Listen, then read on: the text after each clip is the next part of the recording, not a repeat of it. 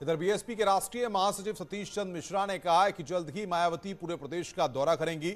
CM योगी के चुनाव लड़ने के सवाल पर उन्होंने कहा कि बीएसपी मुख्यमंत्री के खिलाफ अपना उम्मीदवार उतारेगी।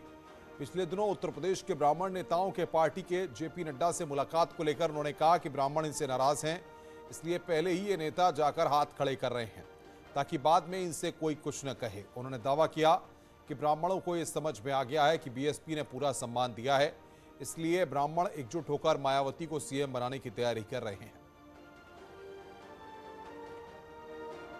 सतीश चंद्र मिश्रा जो कि पार्टी के राष्ट्रीय महासचिव हैं, उन्होंने कमान संभाल ली चुनाव प्रचार को लेकर। सर, आप लगातार पूरे प्रदेश में दौरा कर रहे हैं, घूम रहे हैं, जा रहे हैं, क्या माहौल देख पा रहे हैं बीएसपी के लिए? देखिए, लगभग सबसे पहले हम ही लोगों ने शुरू किया, बाद में पीछे पीछे और लोग निकले। हम लोग प्रबुद्ध समाज की सम्मेलन शुरू किए 23 तारीख से, 23 जुलाई से। आज हम लोग जनवरी 2022 में आ गए। 96 मीटिंग थी हमारी, 95 पहले कर चुके थे। और जिस तरह का आप यहाँ माहौल देख रहे हैं, जिस तरह का आप जनसैलाब यहाँ देख रहे हैं, ये एक कॉन्स्टिट्यूएंसी का है। और पूरा उत्तर प्रदेश में हर जगह जहाँ जहाँ भी हम गए, वहाँ आपको इससे बड़ा, इसी तरह का आपको इससे कम कहीं पर भी जनसैलाब नहीं था। पॉलिटिकल पार्टीज के बड़े नेता भी सवाल खड़े कर रहे हैं कि बहन जी तो जमीन पर है ही नहीं, ग्राउंड पर है ही नहीं, मैदान में है ही नहीं। ये मैदान आपने देखा बहन जी की तरफ से? अभी जब हम लोगों के में इतनी मैदान में भीड़ है और लोग आ रहे हैं, बहन जी तो अभी हर जिले में जाएंगी ही जाएंगी और हर जगह मीटिंग करेंगे। बस शुरू करें, हम लोगों का कार्यक्रम खत्म होना था, उसके बाद उनके शुरू होंगे। लेकिन जिस समय बहन जी निकलेंगे, अभी तो हम लोग निकले, तो ये आप देख रही हैं, बहन जी निकलेंगी तो सुनामी आ जाएगी पूरे उत्तर प्रदेश में और एक ही दिन में सब सफाया होने लगेगा, कहीं कोई नजर नहीं आएगा।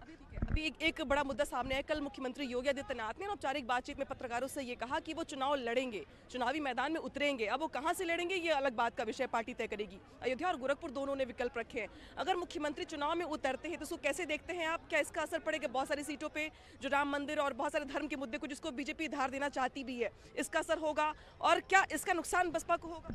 देखिए, हम लोग तो वेलकम करेंगे, हम तो इंतज़ार करेंगे कि मुख्यमंत्री जी चुनाव के मैदान में उतरें और इसकी घोषणा जितना शीघ्र कर दें उतना अच्छा है।